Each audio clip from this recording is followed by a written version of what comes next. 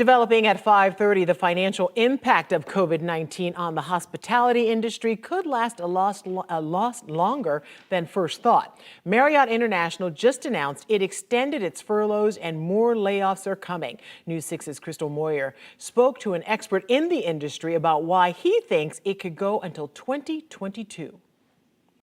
The Orange County comptroller tells me this is the biggest loss the county has ever seen when it comes to tourism tax dollars, but says the county has a safety net in place. Orange County was on par for a record year in tourist development tax dollars, according to Comptroller Phil Diamond.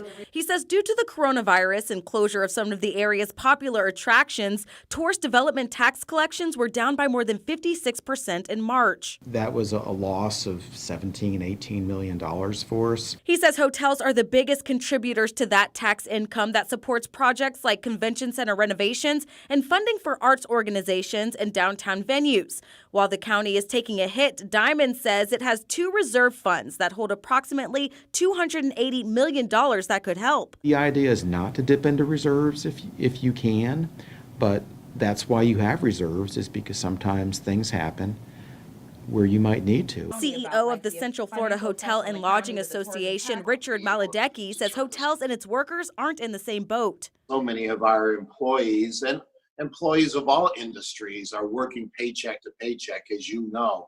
And I would say to you, the owners of the various properties are also struggling because they still have debt service that they have to satisfy. Today, Marriott International released a statement that reads in part, the COVID-19 pandemic is having a more severe and sustained financial impact on Marriott's business than 9/11 and the 2008 financial crisis combined. The company says it will be extending furloughs and reduced work schedules through October, with plans to lay off more employees later this year. Budget talks are expected to begin in July, where Orange County commissioners will decide if they will dip into any of those reserves. In Orlando, Crystal Moyer, Getting Results, News 6.